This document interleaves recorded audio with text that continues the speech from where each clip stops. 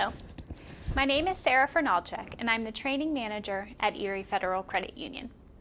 I develop and I teach our employees not only banking material, but simple things that all of our community and our children can benefit from.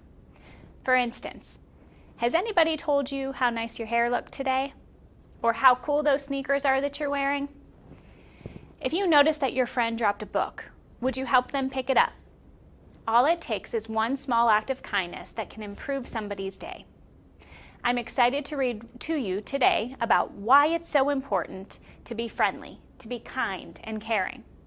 This is a book that I have read many of times to my own children, and I'm so pleased to pass along with you. So today we're going to read The Berenstain Bears and the Golden Rule. When Sister Bear received a beautiful golden locket for her birthday, she was surprised and pleased. It was shaped like a heart, and it had her name on it.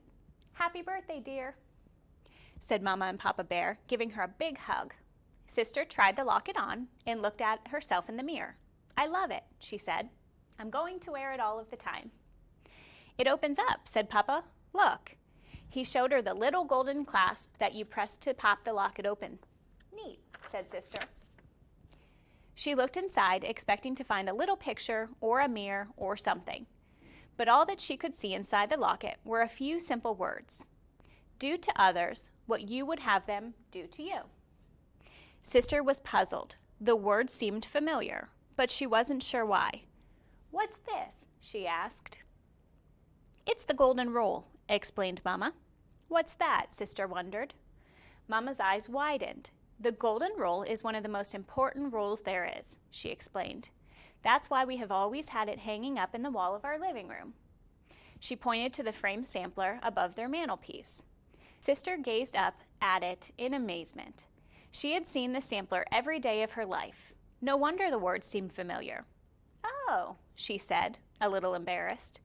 "I never really thought about what it said before. What does it mean?" "The Golden Rule," Papa explained, "tells you to treat other people the way that you want to be treated." "Why is it inside my locket?" she wondered. "It's a golden rule inside a golden locket for a little golden princess," said Papa, giving her a big kiss. "It's called the Golden Rule," explained Mama patiently, "because it's precious, just like gold. But it's not about the gold you wear around your neck or on your finger." She held out her wedding ring. "It's about the golden treasure we keep inside of our own hearts. The heart shape of the locket is meant to remind you of that." Sister thought it over. She didn't really get it, but that was okay. She loved the new locket anyway.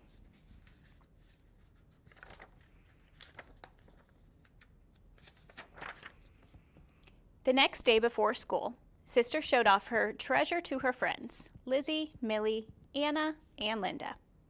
They oohed and awed over it in a very satisfying way. "What's all the fuss about?" asked a voice. It was Queenie McBear and her gang. Queenie was older than Sister and a little snooty.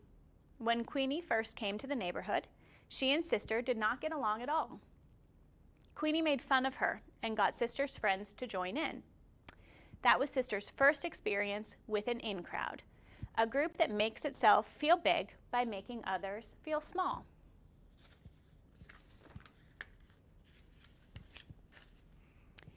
"Oh, hi, Queenie," said Sister. "I was just showing the kids my new locket." Over the years, Sister learned to get along with Queenie, but they never were the best of friends. "Let's see," said Queenie. She looked the locket over. She was not impressed. She herself wore big hoop earrings and lots of beads and chains. "Cute," was all she said as she walked away with her friends. Queenie still had her own in crowd. They were a group of the older girls who liked hanging out together and acting cool. Mostly, they spent their time painting their nails and giggling about boys. That was okay with Sister. She had her own group of friends to hang out with, but it never occurred to her that this might be any kind of problem until the new girl came to school. Her name was Susie McGrizzy. It seemed like a funny sort of name. For one thing, it had a lot of Z's. The new girl herself seemed a little funny too. Her clothes weren't exactly cool, and she wore her hair up in pigtails, which was definitely not the standard Bear country school style. Besides, she had thick glasses and braces, not the cool kind with lots of different colors like Millie wore, just plain old braces. On her first day, of course, the new girl didn't know anyone at all. At recess, Sister noticed her standing off by herself in a corner of the playground. She looked sort of sad and lonely. Sister was thinking about going over and introducing herself when Lizzie and Anna came up. "Hiya, Sister," said Lizzie. "We're getting together a game of hopscotch. Millie and Linda are over there. Come on." Sister began to follow them, but she paused and glanced back to where the new girl was standing all by herself. The new girl looked lonelier than ever.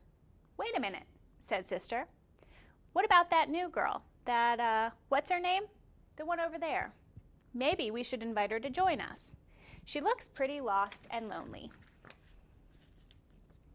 The other girls were surprised. "Susie Woozy Face?" said Lizzie doubtfully. "She has weird clothes," said Anna. "And those corny pigtails," said Lizzie. "Not to mention those clunky glasses and braces," added Anna. "Well," Sister said, discouraged, "I just thought—" "Oh, don't worry about old Susie McWoozy," said Lizzie, taking Sister's arm. "She'll be fine. She'll find some other cubs to play with. Cubs more her type. Come on." Sister allowed herself to be led away to the hopscotch game. She felt a little worried about Susie McWoozy, though she couldn't exactly say why. But she soon forgot all about it while playing hopscotch with her friends. Later, when school let out, Sister got in line for her school bus. She noticed that the new girl was standing right in front of her. She was going to say hi, but then Lizzie came up behind her, and they started to talk. They went on talking as they got on the bus. Susie McGrizzy sat right behind them. Sister and Lizzie went right on talking together. Sister played with her new locket as she talked, twirling it around and around in the air. When the bus came to her stop, Sister gathered up her things to get off, but she felt a soft tug on her arm. It was Susie McGrizzy. She was holding something out to Sister. "Here," she said shyly. "You dropped this." It was Sister's new locket. "Gee," said Sister, "thanks." It was all she could think of to say. Sister climbed off the bus and watched as it pulled away. She could see Susie looking back at her from the window. Sister hung her locket back around her neck. What if Susie hadn't noticed her drop it? It might have been gone for good. Mama was waiting for Sister as she climbed the front steps. "How was school today, dear?" asked Mama. "Oh, okay, I guess," sighed Sister, dumping her school bag on the armchair in the living room. She glanced up at the framed sampler of the golden rule over the mantel. Somehow, the golden locket hanging around her neck felt heavier than before. That evening at dinner, Sister was unusually thoughtful. She picked at her lima beans and stared off into space. "A penny for your thoughts?" said Papa as he fed Honey Bear. "Huh?" said Sister, looking up. "Oh, I was just thinking about that golden rule inside my locket," she explained. "I don't really get it." "What's it supposed to mean?" "Well," began Mama, "let me give you an example. Do you remember that trouble you had when Queenie first moved to town?" Sister perked up and paid attention. She remembered it all too well. "Do you remember how Queenie started an in-crowd but kept you out and made fun of your clothes and your hair bow?" Mama asked. "Do you remember how badly you felt?" Boy, did she ever. Sister started to feel the hurt, just thinking about it. Her lower lip began to quiver, and a tear came to her eye. "All the golden rule is saying," Papa continued, "is that you shouldn't turn around and do the same sort of thing to someone else." He paused to scrape some mashed potatoes off of Honey's chin. "You should always treat other people the way you would like to be treated yourself." "But I would never do anything like that," said Sister. "Besides, I don't have an in-crowd." "Oh, no?" said Brother, who had been taking all of this in. "What about Lizzie, Anna, Millie, and Linda?" "You play with them all of the time, but I never see you asking anyone else to join in." "That's different," protested Sister, angrily. I'm just playing with my friends. We're not trying to keep anybody out. Of course not, dear, soothed Mama. I'm sure you and your friends would never dream of keeping other cubs out of your group. Sister Bear grew very quiet. Now that she thought it over, she wasn't quite so sure. Not so sure at all. The next day at recess, as soon as Sister came outside, she looked around the playground for Susie McGrizzy. She soon spotted her, sitting off by herself under the big oak tree at the edge of the schoolyard and reading a book.